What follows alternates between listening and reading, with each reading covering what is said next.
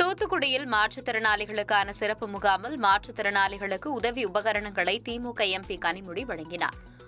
REC limited மற்றும் இந்திய காப்பு கைகால் உற்பத்தி கழகம் இணைந்து நடத்திய மாற்றுத்திறனாளிகளுக்கான உதவி உபகரணங்கள் வழங்கும் சிறப்பு முகாம் தூத்துக்குடி வஉசி கல்லூரி கலையரங்கத்தில் நடைபெற்றது. நிகழ்ச்சியில் கலந்து கொண்ட திமுக எம்பி கனிமொழி 35,77,000 ரூபாய் மதிப்பீட்டில் 186 மாற்றுத்திறனாளிகளுக்கு 385 உதவி உபகரணங்களை நலத்திட்ட உதவிகளை வழங்கினார்.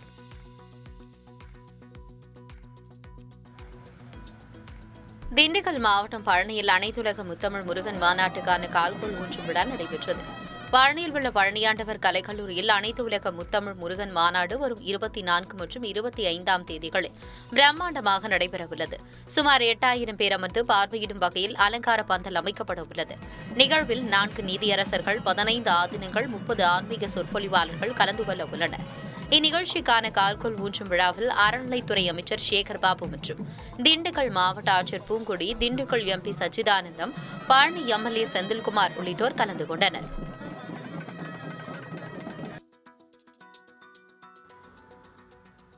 வேலூர் மாவட்டத்தில் தொடர் குற்ற செயலில் ஈடுபட்டு வந்த 5 பேர் குண்டர் சட்டத்தில் சிறையில் அடைக்கப்பட்டனர். தொடர் குற்ற செயல்களில் ஈடுபடும் குற்றவாளிகள் மீது மாவட்ட காவல் கண்காணிப்பாளர் பரிந்துரையின் பேரில் மாவட்ட ஆட்சியர் குண்டர் தடுப்பு காவல் சட்டத்தின் கீழ் அடைக்க உத்தரவிட்டார்.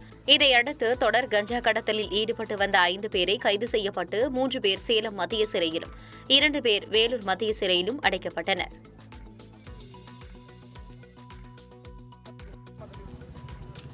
திண்டுக்கல் நல்லாம்பட்டி பிரிவு பகுதியில் நடந்த விபத்தில் ஒரே குடும்பத்தை சேர்ந்த 4 பேர் உயிரிழந்தனர். ரெண்டலப்பாறை பகுதியைச் சேர்ந்த ஜோசப் தனது மனைவி மற்றும் 2 குழந்தைகளுடன் இருசக்கர வாகனத்தில் திண்டுக்கல் நோக்கி சென்று கொண்டிருந்தார்.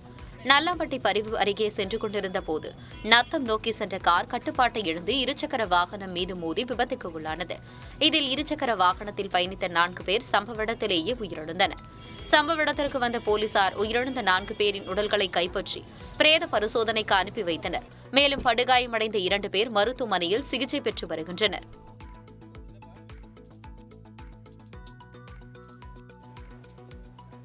நாமக்கல் மாவட்டம் குமாரபாளையத்தில் காவிரி வெள்ளத்தால் பாதிக்கப்பட்டு முகாம்களில் தங்க வைக்கப்பட்டுள்ள பொதுமக்களுக்கு முன்னாள் முதல்வர் எடப்பாடி பழனிசாமி நிவாரணம் வழங்கி ஆறுதல் கூறினார். மேட்டூர் அணையிலிருந்து திறந்துவிடப்பட்டுள்ள உபரி நீரால் காவிரி கரையோர பகுதிகளில் வெள்ளப்பெருக்கு ஏற்பட்டுள்ளது. இதனால் குமாரபாளையம் காவிரி கரையோர பகுதிகளில் வெள்ளம் சூழ்ந்துள்ளதால் அப்பகுதியில் வசிக்கும் மக்கள் முகாம்களில் தங்க வைக்கப்பட்டுள்ளனர். இந்நிலையில் முகாம்களில் தங்க வைக்கப்பட்டுள்ள மக்கள் சந்தித்த முன்னாள் முதல்வர் எடப்பாடி பழனிசாமி நலத்திட்ட உதவிகளை வழங்கி ஆறுதல் கூறினார்.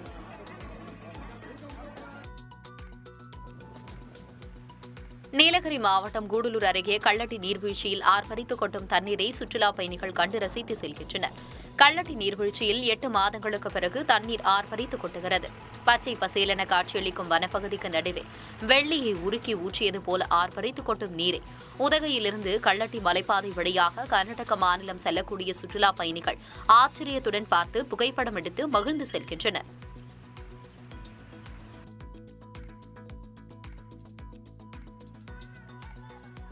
ஆடிப்பெருக்கை முன்னிட்டு ஈரோடு மாவட்டம் பன்னாரியம்மன் கோவிலில் சாமி தரிசனம் செய்தனர். சத்தியமங்கலம் அடுத்துள்ள அடர்ந்த வனப்பகுதியில் பிரசித்தி பெற்ற பன்னாரி மாரியம்மன் கோவில் அமைந்துள்ளது.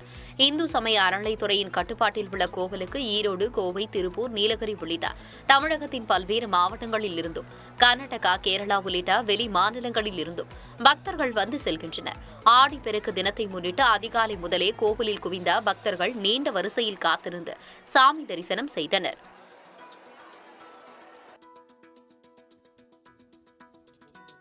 சேலம் மாவட்டம் சங்ககிரியில் உள்ள தீரன் சின்னமலை நினைவு மண்டபத்தில் தமிழக அரசு சார்பில் அமைச்சர் நேரு மரியாதை செலுத்தினார். சுதந்திர போராட்ட தியாகி தீரன் சின்னமலை சூழ்ச்சி காரணமாக ஆங்கிலேயர்களால் சிறைபிடிக்கப்பட்டு ஆடி 18 அன்று சங்ககிரி மலைக்கோட்டையில் தூக்கிலிடப்பட்டார். அவர் தூக்கிலிடப்பட்ட 219வது நினைவு தினத்தையொட்டி தமிழக அரசு சார்பில் மலைக்கோட்டையின் அடிவாரத்தில் மலர்களால் அலங்கரித்து வைக்கப்பட்டிருந்த அவரது உருவப்படத்திற்கும் ஈரோடு பள்ளிப்பாளையம் பிரிவு சாலையில் அமைக்கப்பட்டுள்ள தீரன் சின்னமலை நினைவு மண்டபத்திலும் அமைச்சர் KN நேரு மலர் வளையம் வைத்தும் மலர் தூவியும் மரியாதை செலுத்தினார். தொடர்ந்து ஆட்சியர் உள்ளிட்ட அதிகாரிகள் மரியாதை செலுத்தினர்.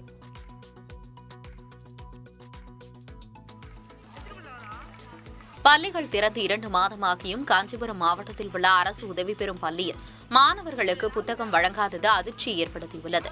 காஞ்சிபுரம் தாலுகா பகுதியில் அமைந்துள்ள அரசு உதவி பெறும் பள்ளியான ஆண்டரசன் மேல்நிலைப் பள்ளியில் 2000க்கும் அதிகமான மாணவர்கள் பயின்று வருகின்றனர். இந்நிலையில் 11ஆம் வகுப்பு மாணவர்களுக்கு பள்ளி திறந்து 2 மாதமாகியும் புத்தகங்கள் வழங்கவில்லை என குற்றம் சாட்டுகின்றனர். இன்னும் சில தினங்களில் முதல்கட்ட தேர்வு நடைபெறவுள்ள நிலையில் புத்தகங்கள் வழங்கப்படாதது மாணவர்களிடையே வேதனையடைந்து உள்ளனர்.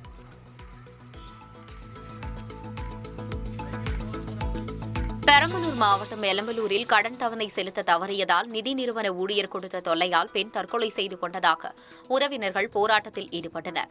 எலம்பலூரை சேர்ந்த ராணி என்பவர் தனியார் நிதி நிறுவனத்தில் கடன் பெற்றுள்ளார். இந்நிலையில் இந்த மாதம் கடன் தவணையை செலுத்த தவறியதால் வீட்டிற்கு சென்ற நிதி நிறுவன ஊழியர் ராணியை தகாத வார்த்தையில் திட்டியுள்ளார். இதனால் மன உளைச்சலில் இருந்த ராணி தூக்கிட்டு தற்கொலை செய்து கொண்டுள்ளார். இதையடுத்து ராணியின் உயிரிழப்புக்கு நிதி நிறுவன ஊழியர் சரவணனே காரணம் என கூறி அவரை கைது செய்ய வேண்டும் என வலியுறுத்தி ராணி உறவினர்கள் போராட்டத்தில் ஈடுபட்டனர். சம்பவ இடத்திற்கு வந்த போலீசார் நடவடிக்கை எடுப்பதாக உறுதியளித்ததை அடுத்து போராட்டம் கைவிடப்பட்டது.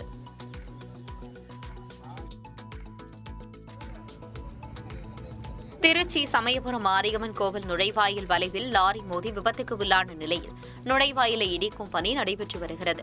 சமயபுரம் மாரியம்மன் கோவில் நுழைவாயிலில் கனரக லாரி மோதியதில் நுழைவாயில் வளைவு தூணில் விரிசல் ஏற்பட்டது. இதையடுத்து அந்த பகுதியில் போக்குவரத்து நிறுத்திய போலீசார் பேரிகார்டு அமைத்து பொதுமக்கள் செல்ல அனுமதி மறுத்தனர். மேலும் மின்சார வயர்கள் துண்டிக்கப்பட்டு நுழைவாயில் வளைவு இடிக்கும் பணி தொடங்கியது. வளைவின் மேல் பகுதியில் உள்ள சாமி சிலைகள் பத்திரமாக அகற்றப்பட்ட பிறகு வளைவு முற்றிலுமாக அகற்றப்பட்டு வருகிறது.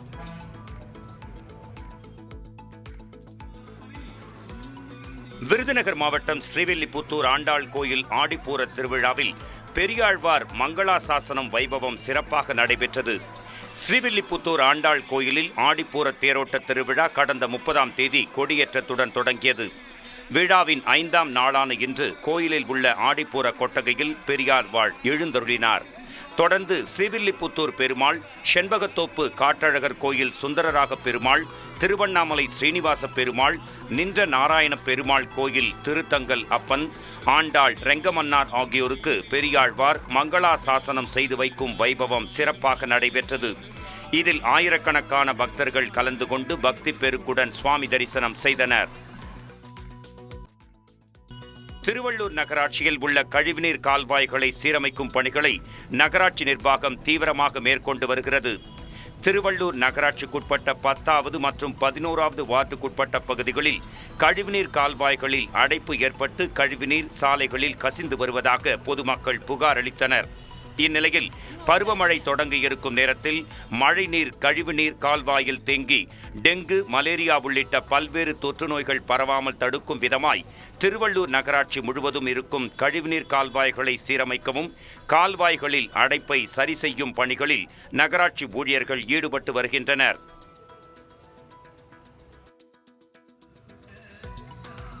தமிழகத்தில் நாளை ஆடி அமாவாசை அனுஷ்டிக்கப்படும் நிலையில் கேரள பஞ்சாங்கப்படி இன்று பலிதர்ப்பணம் கடைபிடிக்கப்படுகிறது.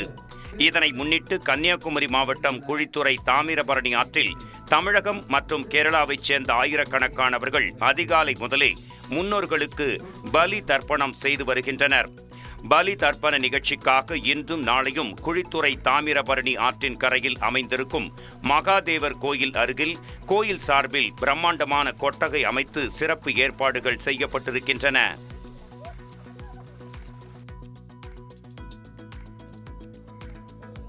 ஆடிப்பெருக்கு மற்றும் ஆடி அமாவாசையை முன்னிட்டு நாமக்கல் மாவட்டம் பரமத்தி வேலூரில் வாழைத்தார்களின் விலை 2 மடங்காக உயர்ந்ததால் விவசாயிகள் மகிழ்ச்சி அடைந்திருக்கின்றனர். பரமத்தி வேலூர் காவிரி கரையோர பகுதிகளான ஜேடர்பாளையம், பிலிக்கல்பாளையம், அண்ணாநகர், பாண்டமங்கலம், பொத்தனூர், அனிச்சம்பாளையம், பாலப்பட்டி, மோகனூர் மற்றும் அதனை சார்ந்த பகுதிகளில் 1000க்கும் அதிகமான ஏக்கரில் வாழை பயிர் செய்யப்பட்டுள்ளது. இங்கு விளையும் வாழைத்தார்கள் வெளி மாநிலங்கள் மற்றும் வெளி மாவட்டங்களுக்கும் அனுப்பப்பட்டு வருகின்றன. இந்நிலையில் ஆடிப்பெருக்கு மற்றும் ஆடி அமாவாசையை முன்னிட்டு பரமத்தி வேலூர் வாழைத்தார் மார்க்கெட்டுக்கு கொண்டு வரப்பட்ட வாழைத்தார்கள் 2 மடங்காக விலை உயர்ந்ததால் விவசாயிகள் மகிழ்ச்சி அடைந்துள்ளனர்.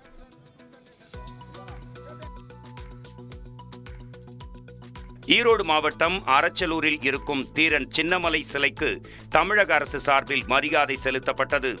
சுதந்திர போராட்ட வீரர் தீரன் சின்னமலையின் 219வது நினைவு தினத்தை முன்னிட்டு அரச்சலூரை அடுத்த ஓடாநிலை பகுதியில் உள்ள தீரன் சின்னமலை மணிமண்டபத்தில் இருக்கும் அவரது திருவுருவச் சிலைக்கு அமைச்சர் முத்துசாமி மாலை அணிவித்து மரியாதை செலுத்தினார். தொடர்ந்து மாவட்ட ஆட்சியர் மாலை அணிவித்து மரியாதை செலுத்தினர். நிகழ்ச்சியில் மாவட்ட எஸ்பி, மாவட்ட வருவாய் அலுவலர், எம்எல்ஏ உள்ளிட்ட பலர் கலந்து கொண்டனர்.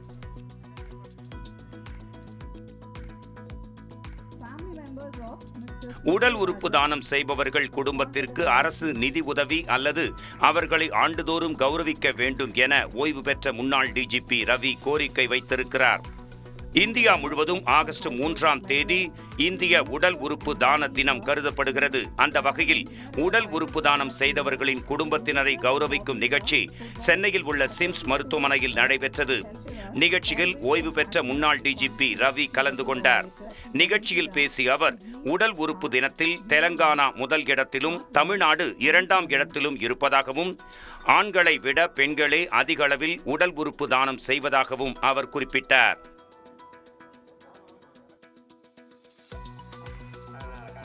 ஈரோடு மாவட்டம் பவானிசாகர் அணை பூங்காவில் ஆடிப்பெருக்கு விழாவை முன்னிட்டு ஏராளமான சுற்றுலா பயணிகள் குவிந்தனர். பவானிசாகர் அணையின் முன்புறம் 15 ஏக்கர் பரப்பளவில் பூங்கா ஒன்று அமைந்துள்ளது. இந்த பூங்காவிற்கு ஆடிப்பெருக்கு தினமான இன்று ஏராளமான சுற்றுலா பயணிகள் மற்றும் பார்வையாளர்கள் வருகை தந்தனர். பூங்காவில் உள்ள படகு இல்லத்தில் வரிசையில் நின்று நுழைவுச்சீட்டு பெற்று குடும்பத்துடன் படகில் பயணம் செய்தபடி தங்களின் பொழுதை போக்கினர். மேலும் சிறுவர் சிறுமியர் பூங்காவில் உள்ள நீர்நிலைகளில் குளித்து மகிழ்ந்தனர். இந்நிலையில் பவானிசாகர் அணை பூங்காவிற்கு இன்று 20,000க்கும் மேற்பட்ட பயணிகள் வருகை தந்தனர். 50க்கும் மேற்பட்ட போலீசார் பாதுகாப்பு பணிகளில் ஈடுபட்டனர்.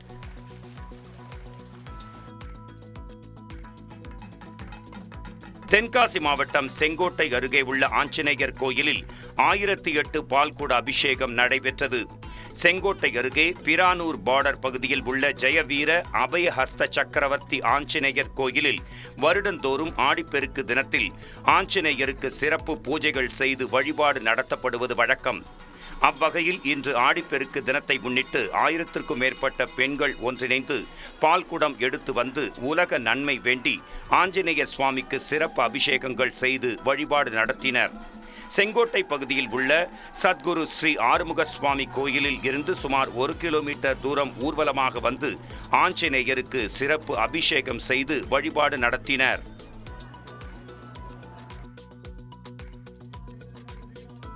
திண்டுக்கல் மாவட்டம் கொடைக்கானலில் அகில இந்திய அளவிலான நாய்கள் கண்காட்சி நடைபெற்றது.